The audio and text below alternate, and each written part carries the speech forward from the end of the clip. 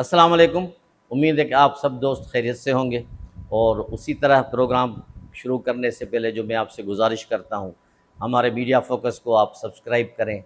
اس کو bell icon کو دبائیں کہ تاکہ سارے نوٹیفیکیشنز آپ کو ملیں، اور اچھا لگے تو لائک کریں اور شیئر کریں، یہی میری کامیابی ہے۔ یہ جو پاکستان اور انڈیا کی لڑائی ہوئی، 22 اپریل کا واقعہ جو ہوا پہلگام والا، اس کے بعد جو پھر لڑائی ہوئی، اور اس لڑائی کی ابتدا انڈیا نے کی، اور انڈیا نے جس طرح منہ کی کھائی اور پاکستان نے جو جوابی کارروائی کی، تو اس سے پوری دنیا حیران اور پریشان ہے۔ ابھی تک جو انڈیا کے سب سے بڑے سپورٹر تھے وہ بھی اس بات پہ حیران ہے کہ پاکستان نے کیا کیا کہ انڈیا کا غرور ملیا میٹ ہو گیا، خاک میں مل گیا، اور جو ان کی اسٹریٹجی تھی وہ اسٹریٹجی تباہ ہو گئی، اور ان کو منہ کی کھانی پڑی۔ عوام نے ان کو بھی کرٹیسائز کیا اور دوستوں نے بھی کرٹیسائز کیا، اور جس طرح پاکستان نے اپنی جوابی وار میں جو ریٹیلیٹیٹ کیا، اور اس کے بعد ڈپلومیسی میں، سفارتکاری میں اپنے آپ کو بنوایا، اور انٹرنیشنلی پاکستان کا سر فخر سے اوپر ہو گیا۔ اللہ پاک نے پاکستان کو عزت دی، اور اللہ پاک نے ہی سب کچھ کیا، ان لوگوں کو دھول چٹوائی۔ اس کے بعد اصل مارکا جو لگا وہ 9 اور 10 کی رات کو تھا، جو انڈیا نے کچھ میزائل گرائے، کچھ ڈرون حملے اٹیک کیے کچھ جگہوں پہ، تو ہمارے مرد غازی chief of the army staff Asif Munir صاحب نے پرائم منسٹر سے ڈسکس کیا اور کہا کہ اب پانی سر سے اونچا ہو گیا ہے، اب ہمیں ان کو جواب دینا چاہیے۔ پرائم منسٹر نے بھی اوکے کیا، سب نے اوکے کر کے جو انہوں نے پلٹ کے وار کیا ہماری فوج نے، تو ان کے کئی جہاز بھی گرا دیے، ان کو ٹوٹے چبوا دیے، اور وہ بھاگ کے کھڑے ہوئے۔ اس کے بعد مجبور ہو کے انڈیا نے امریکہ کی منت سماعت کی، امریکہ بیچ میں آ گیا، اور انہوں نے وہ سیز فائر کروائی۔ یہ الگ بات ہے کہ انڈیا کے جو فارن سیکرٹری ہے وکرم سرنا، وہ تو مانتے ہی نہیں ہیں کہ کوئی انڈیا کوئی بیچ میں آئے تھے، وہ بقول ان کے کہ وہ پاکستان نے ہم سے درخواست کی، ہم نے پھر یہ سیز فائر کیا، یعنی کہاں مغرب کہاں مشرق۔ لیکن اس کو بھی انہوں نے جو اس طرح جھوٹ بول کے عوام کو، لیکن پھر جو کئی اس کو سوال پوچھے گئے انڈین عوام نے پریس کانفرنس میں، تو وہ کئی سوالوں کے جواب بھی انہوں نے نہیں دیے۔ قصہ مختصر کہ پاکستان کو اللہ پاک نے بہت ہی بڑی فتح دی، اور اس فتح کا جو زیادہ تر کریڈٹ، تقریباً سب کریڈٹ جو تھا chief of the army staff اور ایئر چیف مارشل کے سر تھا۔ انہوں نے اپنے اسٹریٹجک کے تحت، ہماری نیوی کے جوان بھی، ہماری نیوی بھی بہت ہوشیار تھی، چاق و چوبند تھی، اور وہ بھی الرٹ تھی، لیکن وہاں تک پوزیشن نہیں پہنچی۔ لیکن جو چیف آف آرمی اسٹاف اور ایئر چیف مارشل نے اپنے اسٹریٹجک کے تحت جس طرح اپنی فوج کو یوز کیا، اپنے ٹروپس کو یوز کیا، ہوائی جہازوں کو یوز کیا، تو وہ دنیا نے ایک بہت ہی عظیم مثال قائم کی گئی۔ اس کے شانے میں اس کے طور پہ، بدلے کے طور پہ، کل ایک کابینہ کا خصوصی اجلاس ہوا، جس میں یہ متفق کے طور پہ فیصلہ کیا گیا کہ جنرل آصف منیر صاحب کو فیلڈ مارشل کا عہدہ دیا جائے، اور ایئر چیف مارشل کو بھی جو ہے جب اس کی یہ مدت ملازمت پوری ہو تو بھی اس کو کام کرنے کی اجازت دیا جائے، کیونکہ یہ دونوں قومی ہیروز ہیں، اور ہیروز کے ساتھ ساتھ انہوں نے بہت بڑا کام کیا اور انڈیا کو چاروں شانے چت کر کے لٹوا دیا۔ اب میرے کچھ دوستوں کو یہ پتہ نہیں ہوگا کہ فیلڈ مارشل ہے کیا۔ فیلڈ مارشل پاکستان میں دو رہے ہیں، ایک جنرل ایوب جو تھا وہ فیلڈ مارشل تھا، اور دوسرا یہ ابھی جو کل ہمارا فیلڈ مارشل آصف منیر صاحب ملا ہے۔ اچھا، فیلڈ مارشل کی یہ خصوصیت ہوتی ہے، اس کو کسی نہ کسی جنگ میں یا کسی اہم واقعے کے بعد ان کو یہ فیلڈ مارشل کا عہدہ سونپا جاتا ہے۔ فیلڈ مارشل جو ہوتا ہے کبھی ریٹائر نہیں ہوتا،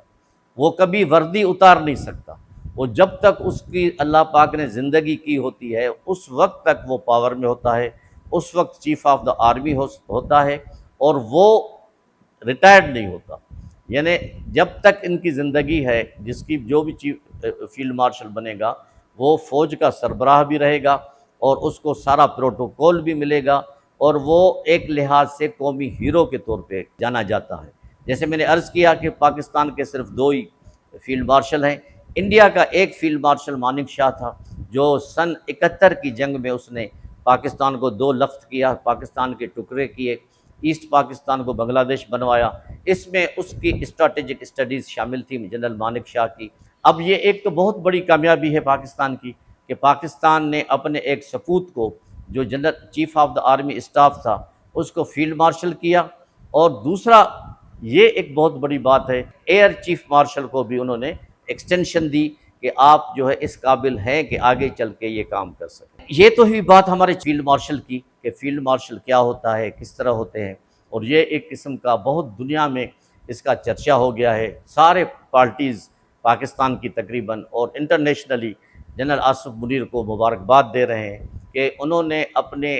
اسٹریٹجک پوزیشن سے، اپنی پلاننگ سے کس طرح دشمن کو ڈھیر کر دیا،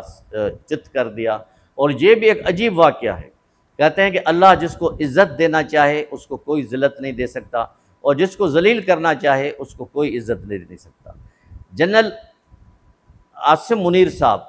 جب یہ عمران خان آئے تھے اس وقت یہ ISI کے سربراہ تھے،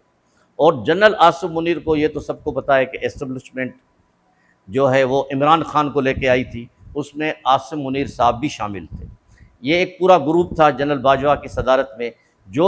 ان کو یہ موٹیویٹ کیا گیا باقی جنرلز کو کہ یہ اسلام کا سچا سپاہی ہے، یہ اسلامی پوائنٹس لے کے آئے گا، یہ سب کچھ وہ کرے گا۔ لیکن دیکھنے والوں نے دیکھا کہ جس وجہ سے اسٹیبلشمنٹ عمران خان کو لے کے آئی اس وقت تک اس نے وہ کچھ بھی نہیں کیا۔ اس اثنا میں ایک فائل، یہ مختصراً میں آپ کو ایک قصہ بتا رہا ہوں کہ اللہ جس کو چاہے عزت دے، تو وہ ایک فائل جنرل آصف منیر کو ملی، اور فائل وہ تھی بشرا کے خلاف۔ بشرا بی بی کی اس میں کرپشن کے داستان تھے۔ وہ فائل کس نے بنائی تھی؟ اللہ کی شان دیکھیں، وہ فائل بھی جنرل فیض حمید نے بنائی۔ جنرل فیض حمید ISI کے نمبر 2 تھے اس وقت۔ انہوں نے آ کے جنرل آصف منیر کو یہ فائل دی کہ سر یہ دیکھیں، یہ عمران خان کی وائف یہ کام کر رہی ہے، جس میں فرح گوگی بھی شامل تھی، جنہوں نے دونوں مل کے پنجاب میں جو بھی ٹرانسفر پوسٹنگ ہوتی تھی اس میں پیسے لینا، زمین پہ قبضہ کرنا، القادر ٹرسٹ کے کیسز وغیرہ شامل تھے۔ تو آصف منیر صاحب نے فیض حمید سے پوچھا کہ تم نے یہ کیسے ملی آپ کو؟ کہا کہ میں نے فون ٹیپ کیے بشرا کے۔ تو اس پہ وہ ناراض ہو گیا آصف منیر صاحب کہ کسی کے ٹیپ جو ہے وہ کسی بھی ہائر اتھارٹی سے پوچھ کے کی جاتی ہیں، آپ نے یہ کیوں کیا؟ کہا کہ مجھے شک تھا۔ لیکن خیر بہرحال آصف منیر صاحب ناراض ہوئے۔ اس کے بعد فیض حمید کہنے والے یہ کہتے ہیں کہ انہوں نے گیم کھیلی، انہوں نے جا کے عمران خان سے ملاقات کی اور ان کو آصف منیر کے خلاف کان بھر دیے کہ انہوں نے خاتون اول کے ٹیپ ریکارڈ کیے ہیں، سب کچھ کیے، فون ریکارڈ کیے، انہوں نے ایک فائل بنائی ہے اور اس کو ایسے کان بھر دیے، اور کہتے ہیں کہ عمران خان کانوں کا تو ویسے ہی کچا تھا۔ جیسے ہی یہ وہاں جانے لگے ISI کے سربراہ آصف منیر، انہوں نے باجوہ صاحب سے پوچھا کہ میں اپنے پرائم منسٹر کو دھوکے میں رکھنا نہیں چاہتا، میں یہ فائل اس کو دکھانا چاہتا ہوں۔